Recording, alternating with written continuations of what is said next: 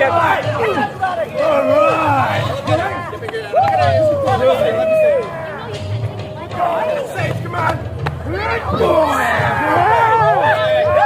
సఖులు, ఇవి నిజమైన పోరాటాలు కాదు. చూడటానికి నిజమైన గొడవల్లా అనిపిస్తాయి, కానీ ఇవి 100% స్క్రిప్టెడ్. పర్యాటకులను అలరించడానికి ప్రొఫెషనల్ స్టంట్ మాస్టర్స్ వీటిని ప్రదర్శిస్తారు. వీళ్ల ఉత్తుత్తి గొడవలు, ఎగిరెగిరి కొట్టుకోవటాలు చూస్తూ ఉంటే పిచ్చ పిచ్చగా నవ్వొచ్చేస్తుందండి. అదిగోండి, ఆ స్ట్రీట్ ఫైటర్స్తో కలిసి మేము ఒక ఫోటో దిగాము.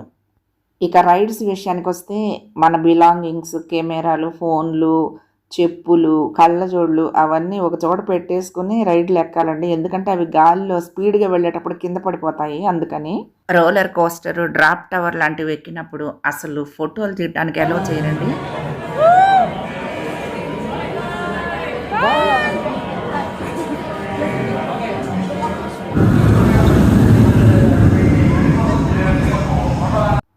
ఈ రైడ్లు ఎక్కడానికి ప్రత్యేకంగా టికెట్ కొనాల్సిన అవసరం లేదండి. మనం మొదట ఎంట్రన్స్ టికెట్ 5,000లోనే ఎన్నిసార్లు ఎన్ని రైడ్లైనా ఎక్కొచ్చు ఖాళీగా ఉంటే. ఒక్కసారిగా గాలిలో నుంచి కిందకి దూకినప్పుడు కడుపులో ఏదో తిప్పేసినట్టు, గుండె జారి గొంతులోకి వచ్చినట్టు అనిపిస్తుంది.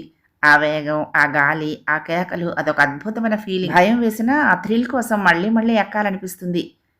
ఈ రైడ్స్ ఎక్కినప్పుడు మన ఒంట్లో అడ్రినలిన్ అనే హార్మోన్ విడుదలవుతుందిట. అందుకే మనకు భయంతో పాటు ఒక రకమైన కిక్ కూడా వస్తుంది.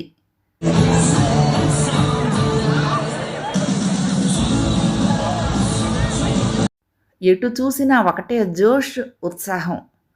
నిజంగా చిన్నపిల్లలం అయిపోతామండి మనం. ఈ జురాసిక్ రైడ్ అయితే చాలా బాగుంది. నీళ్లల్లో వెళ్తాము, మన బట్టలన్నీ తడిసిపోతాయి. మధ్యలో ఆ డైనోసార్లు మనల్ని భయపెడుతూ ఉంటాయి.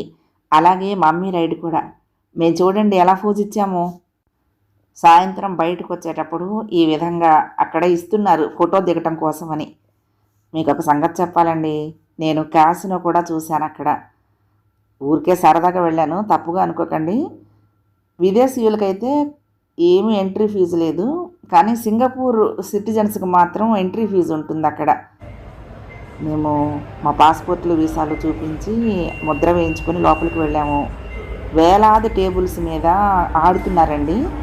లోపల ఫోటోలు తీయడానికి వీల్లేదు, ఎవరి ప్రైవసీకి భంగం కలగకుండా. కానీ కూల్ డ్రింక్స్, స్నాక్స్, టీ, కాఫీలు అన్నీ ఎన్నైనా తాగొచ్చు, తినొచ్చు. $5 నుంచి ఆట మొదలు పెట్టచ్చు.